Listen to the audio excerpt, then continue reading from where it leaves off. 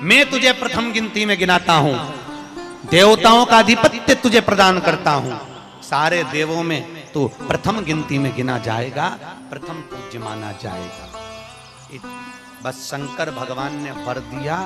थोड़ी देर बाद कार्तिकेय महाराज कौन आए, जम के बोलो जरा, कार्तिक। और कार्तिकेय जी आए और आकर बोले, पिताजी दंडवत करा, प्रणाम करा, साष्टांग करा, मैं परिक्रमा कर कर आ गया, मैंने परिक्रमा कर। अब इधर तो देवता सब सारे देवता मिलकर अक्षत छोड़ रहे गणेश जी के ऊपर, स्वस्ति वाचन हो रहा, लोग प्रणाम कर रहे, नमन कर रहे, लोग आवाज लगा रहे, श्री गणेश जी महाराज की। अब सारी दुनिया में आवाज लग रही गणेश जी। तो कार्तिकेय ने पूछा, माँ ये गणेश जी का जय घोष क्यों हो रहा है, गणेश जी के जयकारे क्यों हो रहे हैं, गणेश जी के लिए इतना जय घोष। तो माता पार्वती ने भगवान शंकर के शब्दों को कार्तिकेय को सुनाया। कार्तिकेय रो पड़े, माँ मैं परिक्रमा कर कर आया, गणेश जी ने केवल आपकी परिक्रमा लगा ली, आपने उसको प्रथम गिनती में मान लिया। माँ उसने बुद्धि का परिचय दिया और मैंने कर्म का परिचय दिया। बुद्धि का परिचय, कर्म का।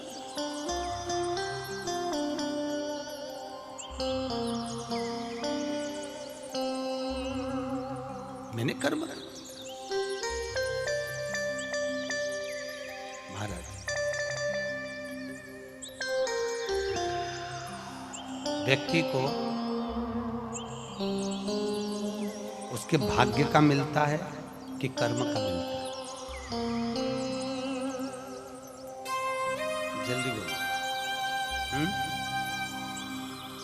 कर्म का। आपका क्या विचार है?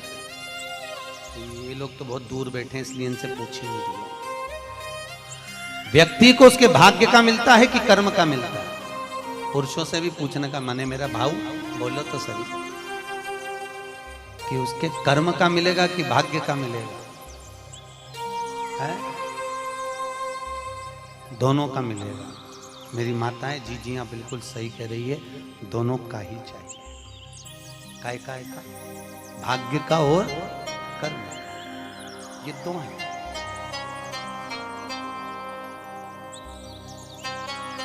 बैंक में एक लॉकर होता है, उस लॉकर में लोग अपनी रकम रखते हैं। बोलो तो सही है गलत? रखते हैं कि नहीं रखते? अपनी चेन, अंगूठी, मोबाइल, पर्स सब लॉकर के अंदर रखते हैं। बैंक में लॉकर होता है, लॉकर में रखने के बाद में लॉकर की दो चाबी होती है। कितनी चाबी लॉकर की? दो। एक चाबी तुम्हारे पास, एक चाबी मैनेजर के पास। तुम्हारी चाबी कितनी भी लगा लो, जब तक मैनेजर की चाबी नहीं लगेगी तब तक वो लॉकर, अरे बोलो जम के, नहीं खुलेगी। और बैंक का मैनेजर कितनी भी चाबी लगा ले, लॉकर खुलेगा क्या? नहीं, तुम्हारी चाबी लगना जरूरी है। उसी तरह तुम्हारी चाबी है कर्म की चाबी, तुम कितनी भी घुमा लो पर वो ताला नहीं खुल सकता जब तक मैनेजर मेरा शंकर अपनी भाग्य की चाबी घुमा कर नहीं जाए। इसलिए तुम कर्म करो, भाग्य की चाबी मेरा भोलेनाथ घुमाएगा, और कब क्या दे जाए तुम्हें मालूम ही नहीं पड़ पाएगा। इसलिए चाबी दोनों होना चाहिए, एक भाग्य की, एक कर्म की। दो चाबी होंगी, लॉकर खुलेगा। अगर एक चाबी लगी तो लॉकर नहीं खुलेगा। गणेश जी महाराज को भगवान कार्तिकेय महाराज बोल रहे हैं, माँ मैं कर्म करने गया था, मैं परिक्रमा करने गया था, और यहाँ गणेश जी महाराज को तुमने प्रथम गिनती में बना दिया। माँ ये क्या हुआ? माता पार्वती को गुस्सा तो बहुत आया, क्रोध भी आया। माँ पार्वती की आंख में अश्रु भी भर गए, आंसू। माता पार्वती के नए अश्रु।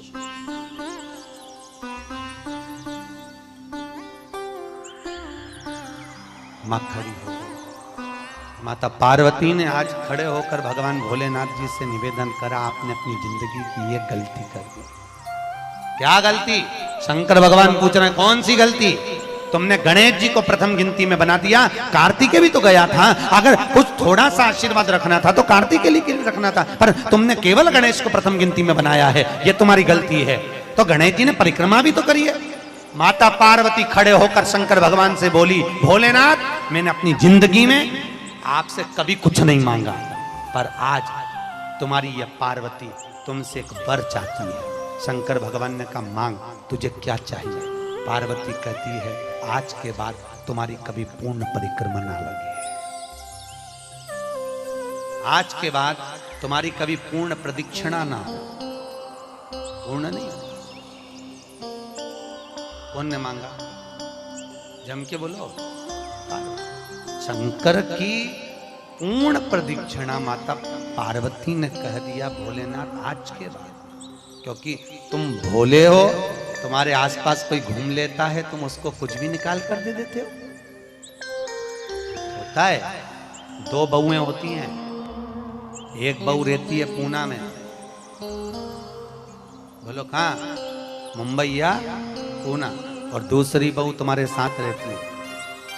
अरे बोलो जम के, एक दूर रह रही है और एक तुम्हारे साथ रह रही है। पर सास को जो साथ रह रही है ना, रोज पूछ रही है ना, वो अच्छी नहीं लगती। वो जो दूर रहती है ना, उसका गुणगान 24 घंटे करती है। ये डोकरियों की आदत भी बुरी,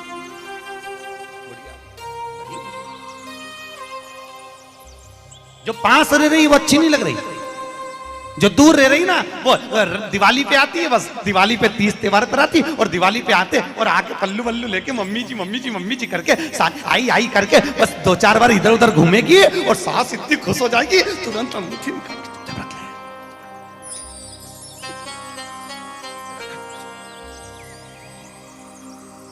जो तुम्हारे पास में है वो बुरी लग रही है, वो चाय दे रही है, दूध दे रही है, बस बोलने में कभी कभी बोल देती है। अब बहुएं हैं बेचारी, हो जाता है। एक सास बहू से कहती है, मैं सुबह 5 बजे उठती हूँ, तू 4 बजे उठाकर। अब वो झगड़ा करते करते हमारे पास आ गए, और हमारे पास आके बोली, गुरुजी ये मेरी सास मुझे परेशान करे। मैंने बोला, तेरी सास को क्या बोल रही है? तो क्या मैं 5 बजे उठूं तो बहू 4 बजे उठना चाहिए। तो मैंने कहा, अच्छी बात बोली, कोई दिक्कत वाली बात नहीं है। एक काम कर, बहू की उम्र है 20 साल, तेरी उम्र है 70 साल, तू 20 साल की बन जा, मैं भी इसको जगाना चालू कर देता हूं। जब तुम, वो कहते हैं ना, सास भी कभी बहू थी। जब तुम बहू थे, तुम भी खूब अलमस्त चकाचक सोते थे, और तुम्हारी सास पहले उठती थी। बुढ़ापे में नींद नहीं आती जीजी, आती क्या? अरे बोलो तो, आती बुढ़ापे में नहीं। मनुष्य की उम्र, गधा की उम्र, कुत्ता की उम्र और उल्लू की उम्र बराबर थी। किस किस की? जम के बोलो। मनुष्य, गधा, कुत्ता, उल्लू, सबको पहचानती हो?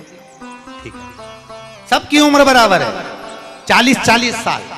मनुष्य पहले 40 साल का था, गधा 40 साल का था, कुत्ता 40 साल का था, उल्लू 40 साल का था। सबकी उम्र लेवल में बिल्कुल बराबर थी। भगवान क्या देर अंधेर कुछ ये ऊंचा नीचा लेवल अपने यहाँ चले, भगवान क्या नहीं चले। भगवान ने सबकी उम्र 40-40 साल रखी, सबकी उम्र 40। एक दिन गधा भगवान के पास में आया, और गधे ने भगवान से आकर कहा, अरे भोलेनाथ। भगवान शंकर ने पूछा, क्या हो गया? महाराज, हमारी उम्र 40 साल की दे दी, हम लोगों का बोझा ढोते रहे, लोगों का वजन ढोते रहे, महाराज हमारी उम्र बिल्कुल आधी कर दो, बिल्कुल आधी, हमें इतनी लंबी उम्र नहीं चाहिए। भगवान ने कहा, ठीक है गधा, आज से तू 20 साल का। गधा कितने साल का हो गया? अरे जम के बोलो, 20 साल का। थोड़ी देर बाद मनुष्य, आवाज सेट करो, मनुष्य, इको खत्म हो गया, दिले नहीं आया, मनुष्य। और थोड़ी देर बाद में मनुष्य भगवान के पास पहुंचा। भोलेनाथ आगे वापस आगे मनुष्य, और भगवान के पास जाकर बोला, भोलेनाथ। भगवान शंकर ने पूछा, तुझे क्या हो गया? भोलेनाथ, 40 में मेरा क्या होगा? भगवान ने कहा, गधे की बच्ची है, कितने साल बचे हैं? 20। मनुष्य कहा दे दो प्रभु, भगवान ने कल ले जा। कितने का हो गया? जम के बोलो 60 का। थोड़ी देर बाद कुत्ता आ गया। कुत्ता शंकर जी से बोला भोलेनाथ। शंकर भगवान ने पूछा तुझे क्या हो गया? महाराज 40 साल की उम्र दे दी, लोगों के दरवाजे पर बैठा रहूं, दरवाजे पे बैठकर झूठन चाटूं, दरवाजे पे बैठ के रोटी खाऊं, दरवाजे पे दुम हिलाऊं और दरवाजे पे से चिल्लाऊं महाराज मेरी उम्र कम कर दो। भगवान ने कहा ठीक है कुत्ता, आज से तू 20 साल का। थोड़ी देर बाद मनुष्य फिर आ गया। भोलेनाथ 60 में क्या होगा? भगवान ने कहा कुत्ता की बच्ची है कि चल जाएगी, ले जा। कितने का होगा? 80। थोड़ी देर बाद उल्लू आया। उल्लू ने आकर कहा भोलेनाथ। भगवान शंकर ने पूछा तुझे क्या हो गया? महाराज 40 साल की उम्र दे दी, रात रात भर जगता रहूं, पेड़ पे टंगा रहूं, रात रात भर मुझे नींद नहीं आती भोलेनाथ, मेरे को रात भर चौकीदारी करना पड़ती, रात भर पेड़ पे बैठा रहता हूं, रात भर वृक्ष पर बैठा रहता हूं, मेरी उम्र कम कर दो। भगवान ने कहा कितनी कम कर दो? बिल्कुल आधी कर दो। भगवान ने उल्लू की उम्र आधी कर दी। कितने साल का हो गया? 20 साल का। थोड़ी देर बाद मनुष्य आ गया। मनुष्य आकर बोला अरे भोलेनाथ। शंकर भगवान ने पूछा क्या हुआ? 80 में मेरा क्या होगा? भगवान ने कहा उल्लू की बच्ची है, चलेगी कि ले जा। कितने का हो गया? 100। अब तुम खुद देखो 40 वर्ष तक मनुष्य अपनी जिंदगी को सही जीता है। कितने साल? जम के बोलो जरा। 40 साल तक मनुष्य अपने जीवन को सही जीता है। खूब खाता, आराम से पचता, खूब डेंटिंग पेंटिंग सब चकाचक, कपड़े मपड़े सब जोरदार, रकम मकम सब पहने, खूब अच्छा लगे। क्योंकि 40 वर्ष की जिंदगी तुम्हारी है तो 40 साल तक मनुष्य अपने जीवन को सही जीता है। 40 के बाद किसकी लगी थी? जम के बोलो। गधे की। तो 40 से 60 तक मनुष्य गधे जैसा बोझा ढोता है। बच्चों को बड़ा करना है, शादी करना है, मायरा भरना है, परिवार को पालना है, तो बोझा ढो रहा है। जैसे गधा बोझा नहीं ढोता, जैसे 60 तक बोझा ढोया। 60 के बाद उम्र किसकी लगी? कुत्ता की। जब 80 की उम्र में आता है तो कुत्ते को दरवाजे पे रखा जाता है। जब तुम्हारी 80 की उम्र होगी तो घर के लोग कुर्सी डाल के, खटिया पलंग दरवाजे के पास हॉल में बिठा देंगे, वहीं बैठे। और रोटी भी दरवाजे के पास, चाय भी दरवाजे के पास, क्योंकि कुत्ते को अंदर परमिशन नहीं है। और कोई भी मिलने आया तो वहीं से चिल्लाया बहु, वहीं से, क्योंकि कुत्ते की उम्र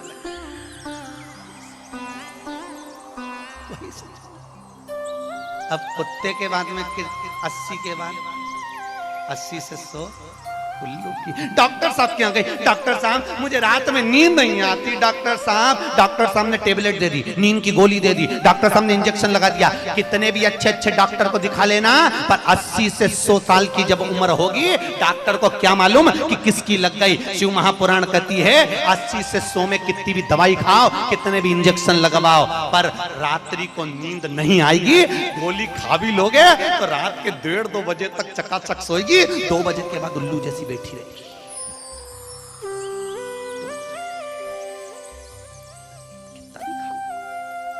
कितनी भी दवाई खाओ, कितने भी अच्छे डॉक्टर को दिखाओ, पर 80 से 100 में आधी रात को जागे। बहू के मम्मी सो नहीं रही, आई सोई नहीं, आई के मारे नींद ही नहीं आई। अब इसके कौन समझाए? उल्लू की लगी, कौन समझाए?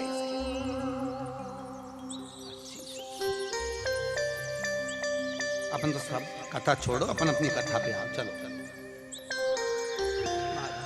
तो जो बहुत दूर रहती है ना वो अच्छी लगती है, जो पास में रह रही है दूर के ढोल सुहा श्रेष्ठ नहीं। भागवत ज्ञान गंगा यज्ञ समिति वालों, गाय श्रेणी की कथा 10-15 मिनट ज्यादा हो जाए तो कोई दिक्कत तो ना है? हाँ, क्या विचार है तुम्हारा? नहीं, अगर खाना हो तो मैं तुम अच्छा तुम कैसे कर दूं? मारे कहीं मिर्ची का ठेसा तैयार अपने कहीं।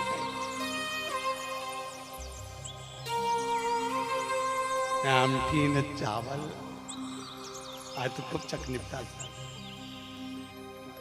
अगला प्रश्न है, तो ये प्रदक्षिणा का प्रश्न है। अगला प्रश्न, शिवलिंग की पूजा करने के लिए शिवलिंग को घर में कहां रखें? जहां तुम्हारी मर्जी है।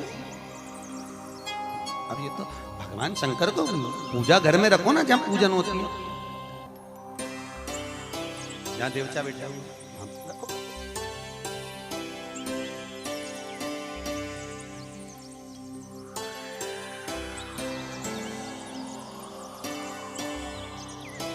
पीपल के पेड़ को सोमवती अमावस्या के दिन 108 फेरी क्यों लगाई जाती है? बहुत बढ़िया। हमने तो नहीं की लगाओ, तुम्हारा मन है 108 लगाने का। याद रखना, पीपल के वृक्ष की परिक्रमा करने से वैभव बढ़ता है, आंवले के वृक्ष की परिक्रमा करने से लक्ष्मी बढ़ती है। याद रखिए, तुलसी की परिक्रमा करने से सौभाग्य बढ़ता है। अब 108 मन का लगाओ, चाहे 208 लगाओ, 216 लगाओ, ये आपके ऊपर। यहाँ आपका भाव होना चाहिए कि हम भगवान को कैसे रिझाएं, कैसे रिझाएं, ये आपका भाव। उसका फल क्या है? तो उसका फल वैभव प्राप्ति का है, धन प्राप्ति का, यश प्राप्ति। आप जितनी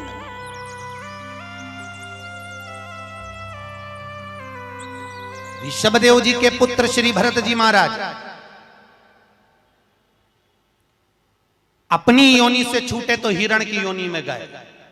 हिरण की योनि पाने के बाद श्री ऋषभदेव जी के पुत्र जो भरत जी थे, हिरण की योनि में आने के बाद में, हिरण की योनि पाने के बाद भरत जी को लगा कि मैं इस हिरण की योनि में पड़ गया हूं, इससे मुक्ति कैसे मिलेगी? तो हिरण की योनि में आने के बाद भरत जी महाराज पीपल के वृक्ष के नीचे जो संत बैठे हुए थे, उनकी 108 परिक्रमा करते थे हिरण की योनि में। तो हिरण की योनि के 108 परिक्रमा कर रहे थे। उस दिन थी सोमवती अमावस्या का दिन, जिस दिन हिरण की योनि से परिक्रमा करते करते भरत जी महाराज छूट गए थे और वापिस मनुष्य की योनि में आ गए थे।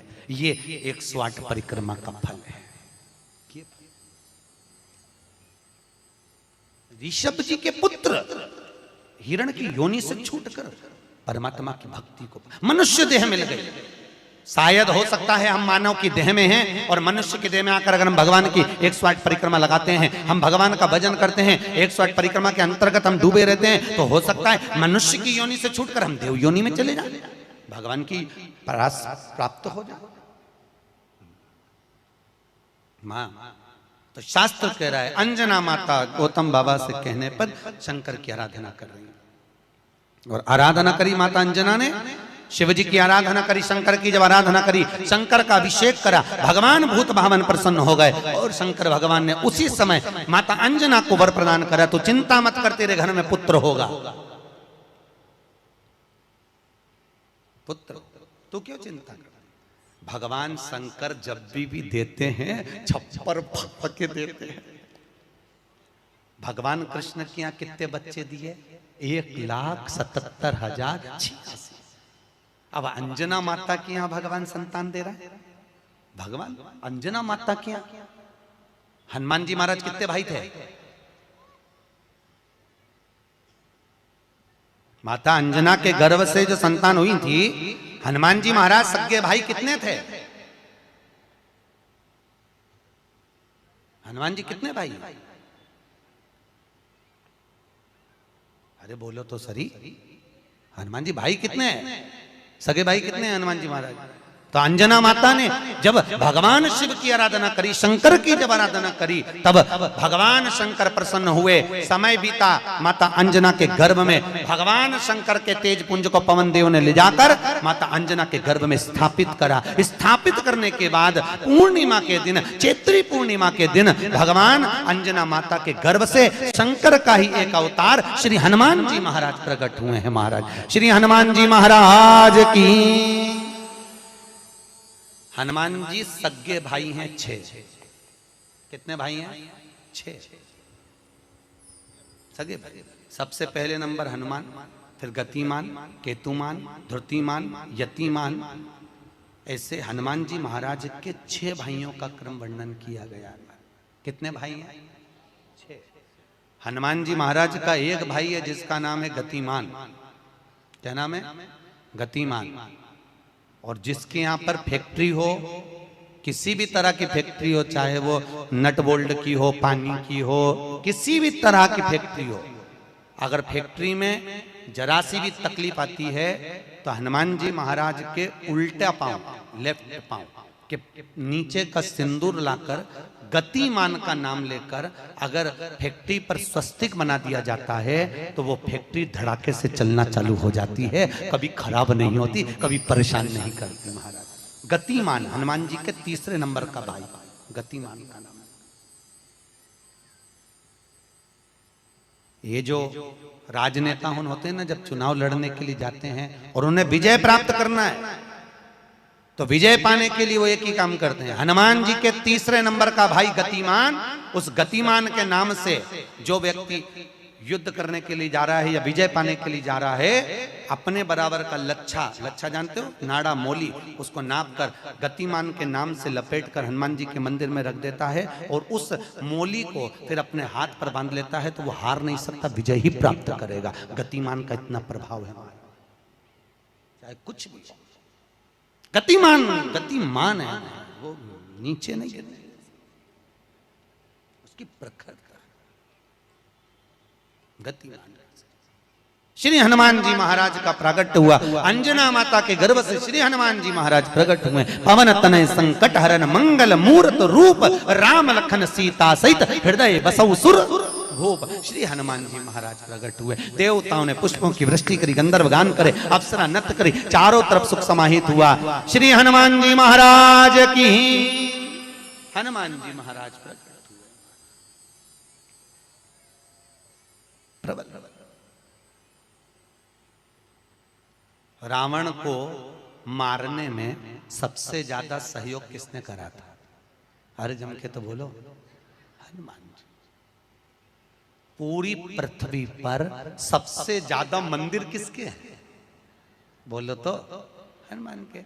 अपने करमाला में तुम गिनना, अगली बार आऊंगा तो पूछूंगा। अगर अगली बार भागवत ज्ञान गंगा यज्ञ समिति ने मान लो बुलाया तो पूछूंगा आपसे आके कि करमाला में कितने हनुमान जी के मंदिर हैं और राम जी के मंदिर कितने हैं। राम जी के मंदिर अगर 5 होंगे तो हनुमान जी के मंदिर 20 होंगे। हर जगह पर हनुमान मिल जाएंगे, हर जगह, कहीं पीपल के नीचे, कहीं कहीं बैठे हुए, कहीं कहीं बैठे, हनुमान ही हनुमान, ढेर सारे हनुमान। आखिर हनुमान जी के मंदिर ज्यादा, राम जी के मंदिर कम क्यों? नहीं तो राम के मंदिर ज्यादा होना चाहिए, हनुमान के मंदिर कम होना चाहिए, पर हनुमान के मंदिर ज्यादा इसलिए हुए क्योंकि हनुमान जी ने राम जी की इतनी सेवा करी कि भारत की भूमि पर सेवा पुजा गई, इसलिए हनुमान जी के मंदिर ही मंदिर बन गए। मंदिर तुम्हारे भी बन सकते हैं अगर तुम सही से माता पिता की सेवा करो तो। मंदिर बनने में देरी नहीं लगी, तुम करो तो मंदिर बन जाए। रावण को मारने में सबसे ज्यादा सहयोग किसका था? अरे बोलो जम के, हनुमान जी का।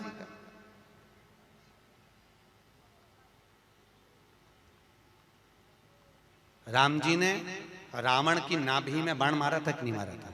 अरे बोलो जम के, क्या था नाभि में? अमृत।